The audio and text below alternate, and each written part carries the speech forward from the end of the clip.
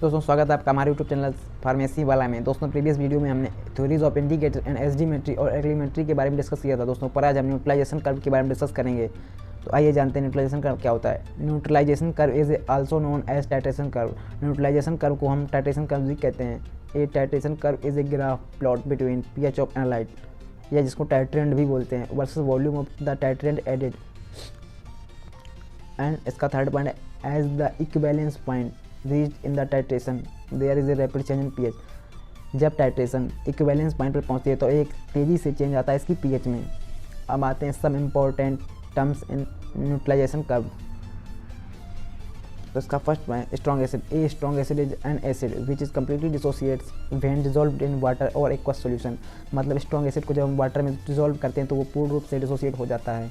तो इसका example HCl जो कि वाटर में कम्प्लीटली डिसोसिएट हो जाता है। अब आता है weak acid. A weak acid N acid which do not completely dissociates when dissolve in water और एक्वस सॉल्यूशन। वीक एसिड को जब हम वाटर में डिसॉल्व करते हैं तो वो कम्प्लीटली डिसोसिएट नहीं होता है। वीक एसिड का एग्जांपल है एसिटिक एसिड, जिसका फार्मूला है CH3COOH, जो कि वाटर में कम्प्लीटली डिसोसिएट नहीं होता है। अब आता है strong base. A strong base are those which completely dissociates when dissolve in water और एक्वस सॉल्यूशन। स्ट्रॉन्ग बेस वो पदार्थ हैं जो कि वाटर में डिसॉल्व करने पर कम्प्लीटली डिसोसिएट हो जाते हैं। Weak base are those which do not completely dissociate when dissolve in water और एक्वस सॉल्यूशन। वीक बेस को जब हम पानी में डिसॉल्व करते हैं तो कम्प्लीटली डिसोसिएट नहीं होता है। वीक बेस का एग्जांपल है अमोनियम हाइड्रोक्साइड NH4OH, जो कि कम्प्लीटली डिसोसिएट नहीं होता है वाटर में। अब आता है neutral salt. A neutral salt is a product of strong acid and strong base reaction. PH of neutral salt is माने होता है 7, यानी कि ये न्यूट्रल होता है। इसमें स्ट्रॉन्ग एसिड और स्ट्रॉन्ग बेस को लिया जाता है।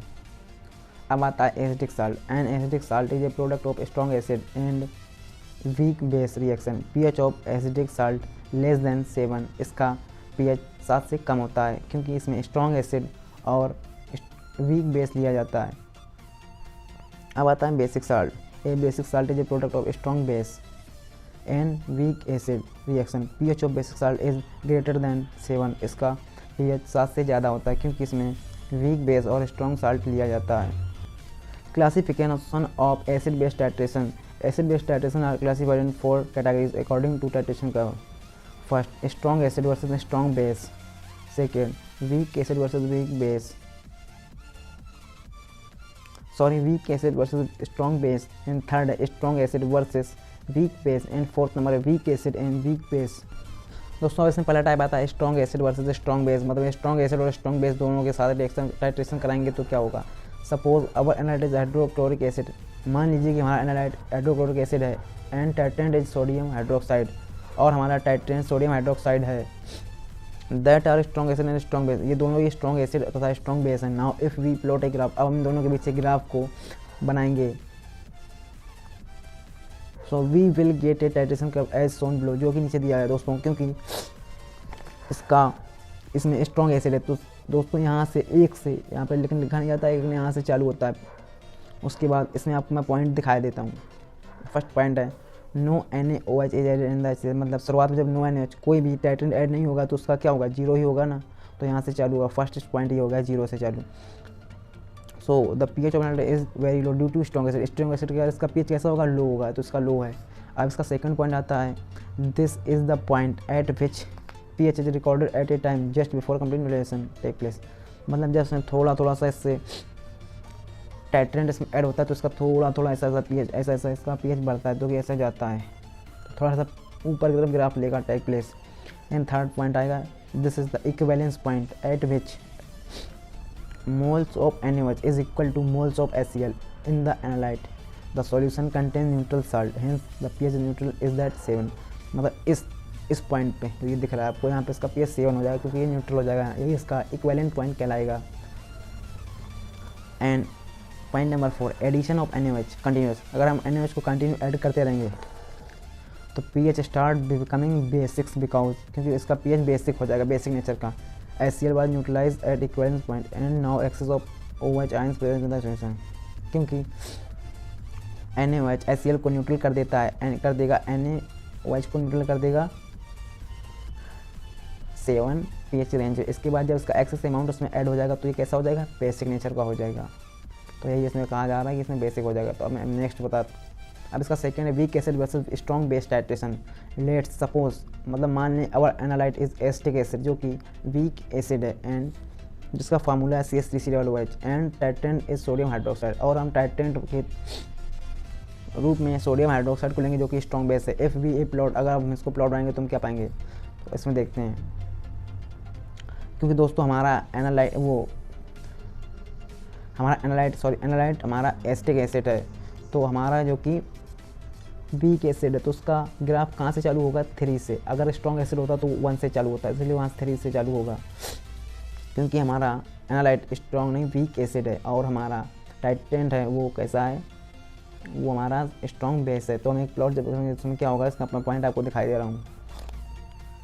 No NaOH is added in the analyte so the pH of the analyte is low due to CH3COOH। क्योंकि शुरुआत में जब कोई भी एनालाइट पर एडेड नहीं होगा टाइट्रेंट तो कैसा हो जाएगा, इसका pH लो ही रहेगा। अब सेकंड आएगा, this is the point, sorry this is the pH recorded at a time just before complete neutralisation takes place.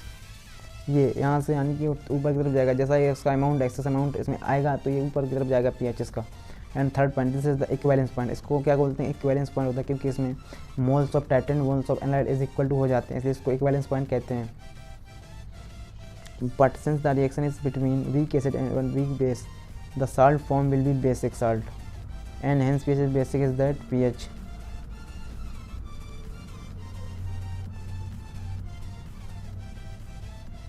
तो इसका pH वो 7 से ज़्यादा होगा। And 4 after equivalence point pH will rise slowly, pH जो है वो धीरे धीरे बढ़ता ही रहेगा। अब थर्ड आ जाता है strong acid versus weak base. Suppose that our analyte is hydrochloric acid जो कि स्ट्रॉन्ग एसिड है and titrant is ammonium hydroxide NH4 है जो कि वीक बेस है। Now if we plot a graph between pH of analyte and volume of the titrant added then will be get a titration curve as shown below, जो कि इनसे। तो दोस्तों हमारा एनालाइट वो है स्ट्रॉन्ग एसिड है, तो हमारा pH कहाँ से चालू होगा, 1 से, यहाँ से, क्योंकि वो स्ट्रॉन्ग एसिड है। और टाइट्रेंट है वो कैसा है, वो वीक बेस है। तो इसलिए इसका पहला पॉइंट हम देख लेते हैं। No NH4OH is added in the analyte so the pH of the analyte is very low due to strong acid. क्योंकि स्ट्रॉन्ग एसिड है तो हमारा pH शुरू में लो ही होगा। And second point, this is the pH recorded at the time just before the complete neutralisation take place. मतलब neutralisation से पहले का ही प्रोसेस होता है जिसमें pH ऊपर की तरफ जाता है। एंड थर्ड पॉइंट, इसको हम क्या बोलते हैं, ये हमारा इक्विवेलेंस पॉइंट है जिसमें कि moles of titrant moles of analyte बराबर हो जाते हैं। ये तीसरा पॉइंट है, this is the equivalence point at this point moles of NH4OH बराबर moles of HCl। But since the reaction is between strong acid and weak base, strong acid और weak base के बीच में रिएक्शन हो रहा है तो the salt form will B acidic. तो कैसा साल्ट फॉर्म होगा, एसिडिक साल्ट, जिसका pH 7 से कम होगा। After the equivalence point NH4 addition continues that will be increase. अगर हम बराबर उसको ऐसे एडिट करते रहेंगे तो हमारा उसका pH कैसा हो जाएगा, ज़्यादा हो जाएगा, बेसिक नेचर का हो जाएगा। अब दोस्तों हमारी लास्ट बचा कर weak acid versus weak base titration. Let's assume our analyte is acetic acid. मान लें कि हमारा एसिटिक एसिड एनालाइट है and titrant is weak base ammonium hydroxide, और हमारा टाइट्रेंट अमोनियम हाइड्रोक्साइड है जो कि वीक बेस है। Now if we plot a graph between pH of the analyte and volume of the titrant added we will be get a titration curve as shown below. जिसमें हमें ऐसा मिलेगा, क्योंकि हमारा एनालाइट वीक एसिड है इसलिए हमारा pH कहाँ से चालू होगा, 3 से, 3 से यानी कि। तो देखते हैं, no NH4OH is added in the analyte so the pH of the analyte will be low due to CH3COOH। क्योंकि शुरुआत में एनालाइट में NH4 एडेड नहीं होगा तो उसका कैसा होगा, pH लो होगा। And second point, at this point no of moles of CH3COOH equal to number of moles of NH4OH। Equivalence point occurs at neutral pH 7। इसमें 7 होगा न्यूट्रल, मतलब pH न्यूट्रल हो जाएगा ये। और इसका थर्ड पॉइंट है, since the titrant is weak base. क्योंकि इसमें टाइट्रेंट कैसा है, वीक बेस है, इसलिए it will not increase pH। ये pH को और ज़्यादा नहीं बढ़ा पाएगा। अब दोस्तों आता है हमारा सबसे important topic non aqueous titration. दोस्तों बहुत ही ज़्यादा इंपॉर्टेंट क्वेश्चन है, पेपर में हमेशा ही पूछा जाता है। 100% ये ज़रूरी पूछा जाएगा। तो चलिए शुरू करते हैं फर्स्ट पॉइंट से। Most of the titration are perform in the aqueous media. मतलब ज़्यादातर टाइट्रेशन हमारी किस में परफॉर्म होती हैं, एक्वस मीडिया, यानी कि water means water is use as solvent. पानी को सॉल्वेंट के रूप में यूज़ किया जाता है। But in the case of weak acids and weak base use of water do not give a sharp and. मतलब वीक एसिड और वीक बेस के केस में हम वाटर को यूज़ नहीं करते हैं, क्योंकि अगर हम वाटर को यूज़ करेंगे तो वो एक शार्प एंड नहीं देगा, मतलब क्लियर रिजल्ट नहीं आएगा। एंड इसका सेकंड पॉइंट है non aqueous solvents are those which do not contain water. Non aqueous solvent वे सॉल्वेंट होते हैं जो कि वाटर को कंटेन नहीं करते हैं।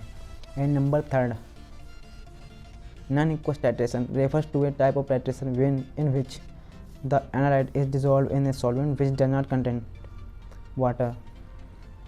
नॉन इक्वस टाइट्रेशन एक ऐसी टाइट्रेशन होती है जिसमें हम एनालाइट को डिसॉल्व तो करते हैं, लेकिन ऐसे सॉल्वेंट में करते हैं जो कि वाटर को कंटेन नहीं करता है। अब आते हैं दोस्तों reason for non aqueous titration.